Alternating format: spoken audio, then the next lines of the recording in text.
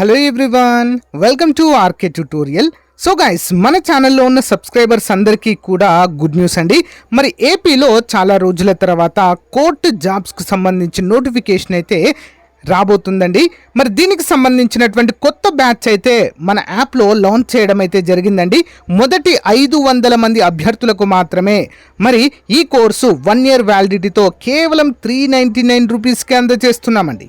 ఈ కోర్సు ప్రత్యేకత మరి 1000 క్లాసులు ఉంటాయండి అన్ని సబ్జెక్టుల పైన. 3000కు పైగా 30,000కు పైగా టెస్ట్ సిరీస్ ఉంటుంది. ఈచ్ టాపిక్ సంబంధించిన పీడిఎఫ్ ఫైల్ డౌన్లోడ్ ఆప్షన్ కూడా ఇవ్వడం జరిగింది, డౌన్లోడ్ చేసుకోవచ్చు. అన్ని ప్రీవియస్ పేపర్స్ అయితే అందుబాటులో ఉంటాయి. ఎగ్జామ్ టైంలో టాప్ 25 గ్రాండ్ టెస్టులు కూడా యాడ్ చేయడం అయితే జరుగుతుంది. ప్రతి ఒక్కరు ఈ అవకాశాన్ని ఉపయోగించుకోండి. ఈ యొక్క లాంగ్ టర్మ్ బ్యాచ్లో ప్రతి ఒక్కరు కూడా జాయిన్ అవ్వండి ఫ్రెండ్స్, ఓకేనా.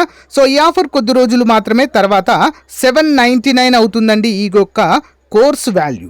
అంతేకాకుండా ప్రతిరోజు daily current affairs online exam అయితే కండక్ట్ చేయడం జరుగుతుంది. మీరు ఎగ్జామ్ కూడా రాయవచ్చు. ఇంకెందుకు మరి ఆలస్యం, వెంటనే యాప్ లింక్ వీడియో డిస్క్రిప్షన్లో ఉంది, డౌన్లోడ్ చేయండి. వెంటనే మీ ప్రిపరేషన్ స్టార్ట్ చేయండి. All the best.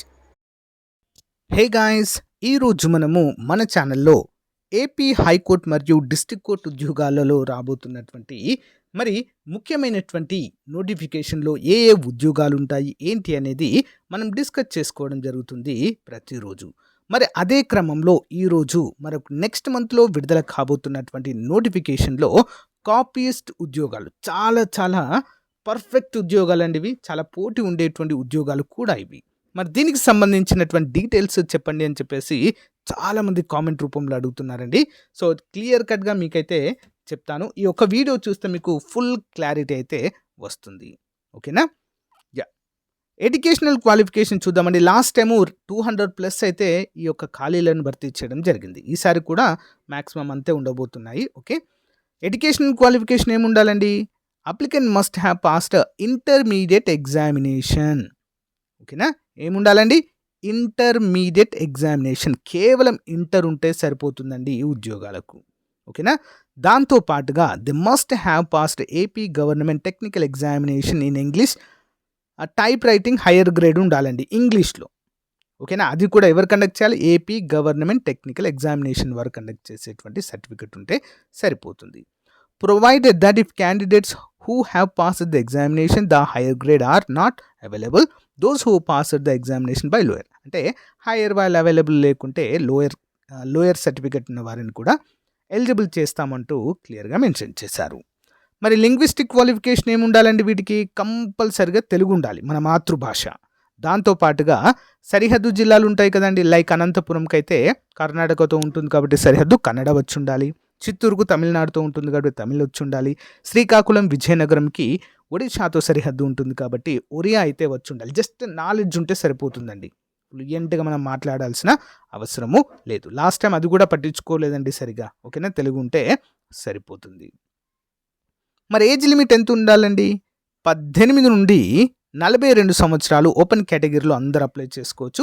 ఇక ఎస్సీ, ఎస్టీ, బీసీ, ఈడబ్ల్యూఎస్ వీరికి 42 ప్లస్ మరొక 5 సంవత్సరాల వయోపరిమితిని రిలాక్సేషన్ ఇవ్వడము జరిగింది.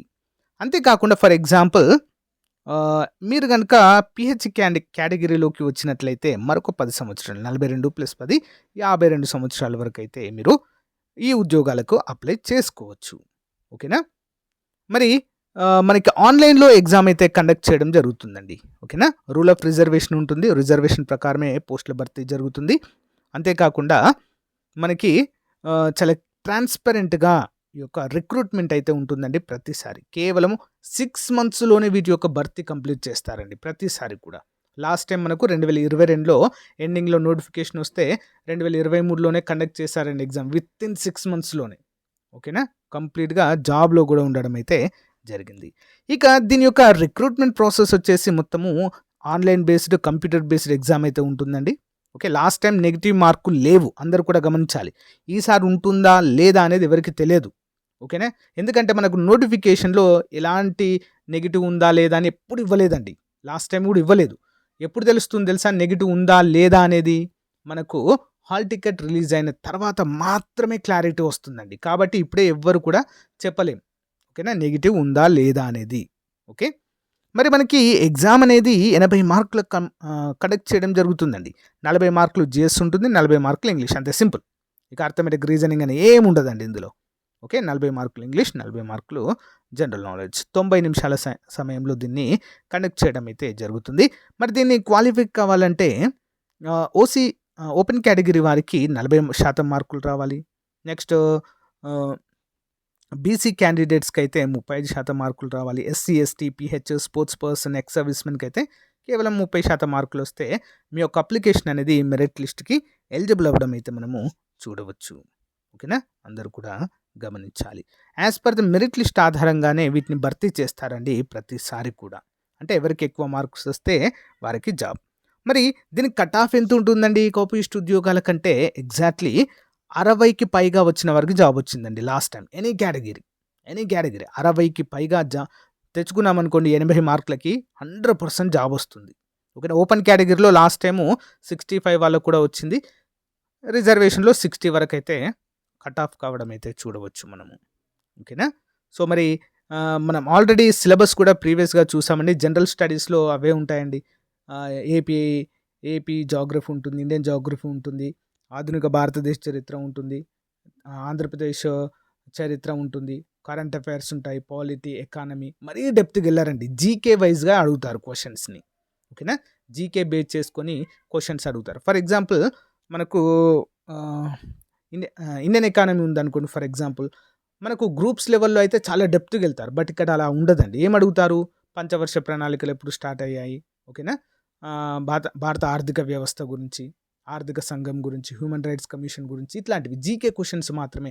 అవి ఎప్పుడు స్టార్ట్ అయ్యాయి, ఓకేనా, వాటి యొక్క ప్రజెంట్ డైరెక్టర్ కానీ అధ్యక్షులు కానీ ఎవరు, అలాంటి క్వశ్చన్స్ అయితే మనకు అడగడం జరుగుతుంది. పంచవర్ష ప్రణాళికలు ఎప్పుడు స్టార్ట్ చేశారని, ఓకేనా, పంచవర్ష ప్రణాళికలను ఎప్పుడు క్లోజ్ చేసి దాన్ని నీతి ఆయోగ్గా మార్చారు అని చెప్పేసి ఇలాంటి క్వశ్చన్స్ అయితే అడగడము జరుగుతుందండి.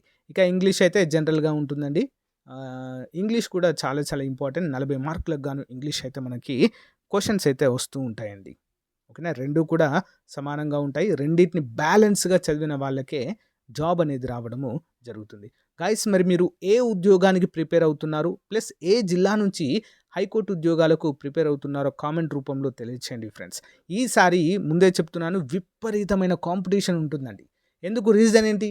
ఏపీలో ప్రజెంట్ ఎలాంటి నోటిఫికేషన్ లేవు. ఉన్నదాలా ఓకే, హైకోర్టు నోటిఫికేషన్ ఉండబోతుంది. కాబట్టి గ్రూప్ 2 అభ్యర్థులు కూడా దీనికి పోటీ పడే అవకాశం చాలా చాలా ఎక్కువ. వాళ్ళు చదివి ఉంటారండి. ఓకేనా. గ్రూప్ 2కి ప్రిపేర్ అయిన వాళ్ళకి ఇది చాలా సింపుల్ అండి. హైకోర్టు జాబ్ తెచ్చుకోవడం చాలా చాలా సింపుల్. ఎవరైతే ప్రిలిమ్స్ క్వాలిఫై అయ్యి మెయిన్స్కి ఎలిజిబిలిటీ సాధించి మెయిన్స్లో డిస్క్వాలిఫై అయ్యారు చూసారా, వాళ్ళకు ఆల్మోస్ట్ చదివే ఉంటారు. కాబట్టి ప్రిలిమ్స్ క్వాలిఫై అయ్యారంటేనే ఆల్మోస్ట్ మంచి గ్రిప్ ఉన్నట్టు సబ్జెక్ట్ పైన. ఓకేనా. కాబట్టి మీరంతా కూడా ప్రయత్నం అయితే చేయండి ఫ్రెండ్స్. ఖచ్చితంగా జాబ్ వచ్చే అవకాశము ఉంటుంది. మీరు ఏ ఉద్యోగానికి ఎక్కడి నుంచి ప్రిపేర్ అవుతున్నారు, నెక్స్ట్ ఏ జాబ్స్ గురించి, ఏ కేటగిరీ గురించి, హైకోర్టు జాబ్స్ కేటగిరీ గురించి చూస్తున్నారో కామెంట్ చేయండి. తప్పకుండా నెక్స్ట్ వీడియోలో అప్డేట్ చేస్తాను. Thank you.